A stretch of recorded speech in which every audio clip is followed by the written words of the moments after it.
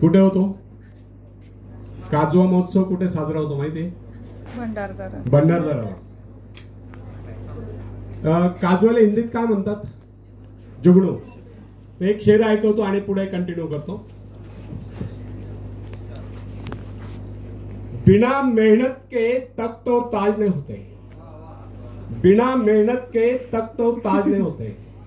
ढूंढ लेते हैं जुगनू अंधेरे में भी मंजिल, ढूंढ लेते हैं जुगनू अंधेरे में भी मंजिल, क्योंकि वे किसी बाहरी रोशनी के मोहताज नहीं होते, वे स्वयं प्रकाशित होते. धन्यवाद. तो फ्रेंड्स, एक व्यक्ति है जिसके शरीर में स्वच्छ रक्त संचार हो रहा है, जिसके चौड़े कंधे हैं, सुंदर मजबूत 2 हाथ है, जिसका वजन भी अच्छा है, जो सभी अंगों से युक्त तथा शरीर से चुस्त मस्त है. ऐसा व्यक्ति अगर दूसरों से सहायता मांगता है तो आप उसे क्या कहेंगे? उसके बारे में क्या सोचेंगे? अवश्य वह सर्वांग संपन्न होकर भी अपंग कहलाएगा. आप ऐसे अपंग मत बनिए, आप सामर्थ्यवान बनकर दिखाएं. आप ऐसे बनकर दिखाएं कि लोग आपसे सहायता पाने की चेष्टा करें. क्या आपको पता है कि आप जिन लोगों को जानते हैं उनमें बहुत से ऐसे हैं जिन्हें किसी दूसरों से सहायता की प्रतीक्षा है? सही बात तो यह है कि उनमें से बहुत से लोगों को इस बात का भी पता नहीं कि उन्हें जो सहायता चाहिए वो कहां से मिलने वाली. फिर भी वे इंतजार करते और सोचते रहते कि बस अब उनका काम बनने वाला है, उन्नति के द्वार खुलने वाले हैं, कोई उनकी मदद के लिए आएगा और उनके सारे कष्ट दूर हो जाएंगे. क्या ऐसा संभव है? वास्तव में कोई किसी की सहायता करता है? ऐसे सोचने वालों ने अपने गिरेबान में झांक कर देखना चाहिए. क्या उन्होंने किसी दूसरों की कितनी सहायता की है? उन्होंने आज तक किसकी कितनी मदद की है? क्या कोई ऐसा व्यक्ति है जो कहे कि उन्होंने उसे सहायता की थी इसलिए वो आज उन्नति की चोटी पर? फ्रेंड्स, यदि आपने या उन्होंने किसी दूसरों की सहायता नहीं की तो फिर किसी दूसरों से सहायता की प्रतीक्षा क्यों? ऐसे लोग केवल अपने भूल के कारण आगे बढ़ने से रह जाते हैं. हर इंसान को चाहिए कि वह केवल अपने सहारे आगे बढ़े, लौटने के रास्ते से मुंह फेरकर बिना किसी के सहारे आगे बढ़ता चाहिए. आत्मनिर्भरता से तो मनुष्य की शक्तियां विराट रूप धारण करके प्रकट होती है. आत्मविश्वास ही सफलता की नींव है. इसी आत्मविश्वास के सहारे हम दूसरों की सहायता करने में सफल हो सकते हैं. फ्रेंड्स, एक बहुत बड़े प्रबंधक एडमिनिस्ट्रेटर का कहना है, मैं अपने बेटे को ऐसी कंपनी में नियुक्त करना चाहता हूं जहां उसे कठिनाइयों का सामना करना पड़े, क्योंकि इससे उसकी सहन शक्ति और कुशलता विकसित होगी. यदि मैं उसे अपने कंपनी में रखूंगा तो वो मेरे भरोसे बैठा रहेगा, हर निर्णय के लिए वो मेरा मुंह ताकता रहेगा, उसमें ठहरे हुए पानी की तरह सड़ान उत्पन्न होगी. आप सभी जानते हैं, ठहरे हुए पानी पर मच्छर गुनगुनाते हैं तो बहते हुए पानी पर राजहंस तैरते हैं. कितने सुंदर विचार थे उसमें. कितने, अगर हर माँ बाप अपने पुत्र या पौत्री के लिए इस प्रकार के उच्च विचार रखते हैं तो वे अवश्य उनके भाग्य विधाता बन जाएंगे. जो माँ बाप अपने बेटों या बेटियों को अधिक लाड़ प्यार से बिगाड़ देते हैं कि बच्चा जब चाहे स्कूल जाए, जब चाहे कॉलेज जाए, जब चाहे छुट्टी कर ले, जब चाहे काम पर जाए, जब चाहे छुट्टी कर ले, तो ऐसे बच्चे भविष्य में कुछ नहीं कर पाते. उनका तो भविष्य नष्ट होता है. अपनी शक्ति पर स्वयं ही भरोसा करना पड़ता है. अपने कार्य स्वयं करने वाले सफल होते हैं. इसी से मानव के चरित्र का निर्माण होता है. जिन बच्चों को यह पता हो जाता है कि वे अपने मां बाप के सहारे जीवित रह सकते हैं, वे अपने बल पर कोई भी कार्य समर्थ होकर भी कर नहीं पाते. वे वैसी कोशिश भी नहीं करते, जबकि उन्हें समझना चाहिए कि मां बाप तो सदा के लिए उनका आश्रयदाता नहीं बन पाएंगे.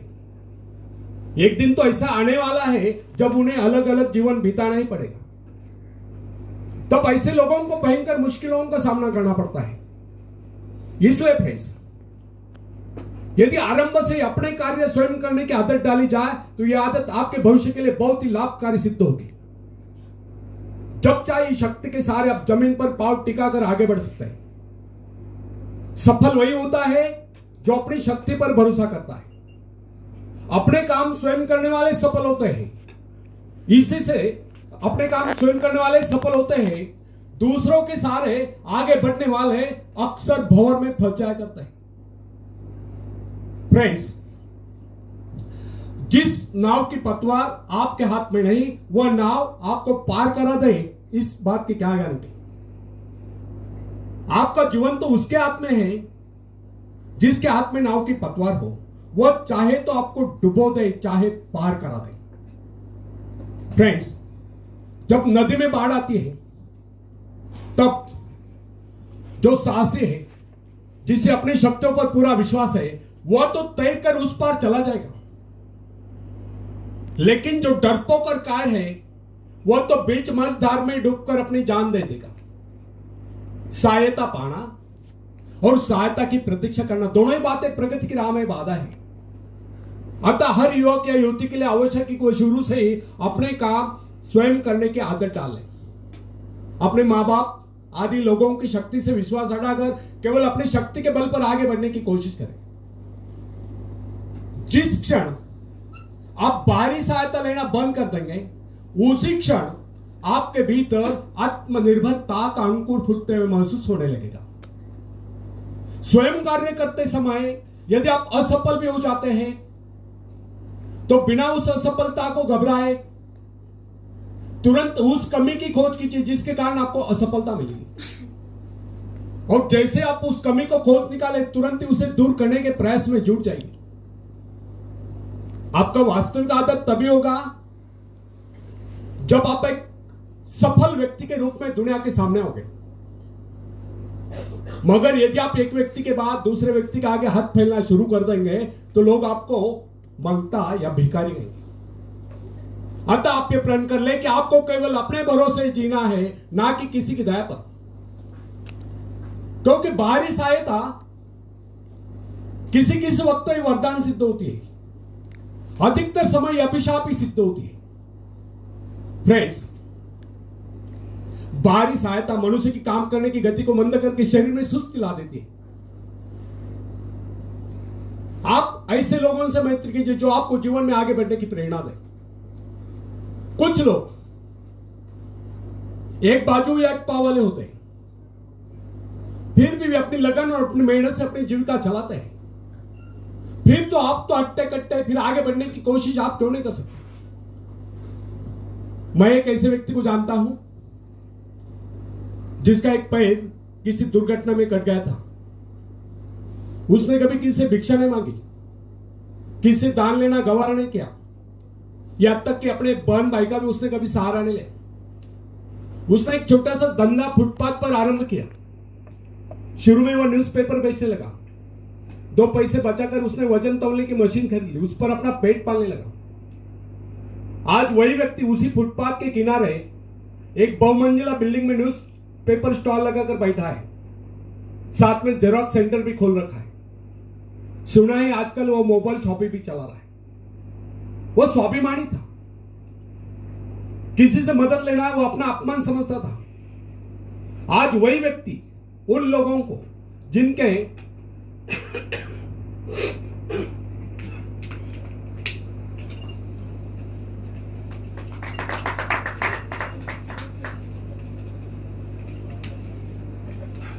तालियां आखिर में बजाना, मैं समझूंगा आप बोर हो गए। क्या मुझे पता है ना, मैं जिस कॉलेज में तुम पढ़ रहे हैं, ऐसे कॉलेज का मैं प्रिंसिपल रह चुका हूं। तो आखिरी में बजाने का।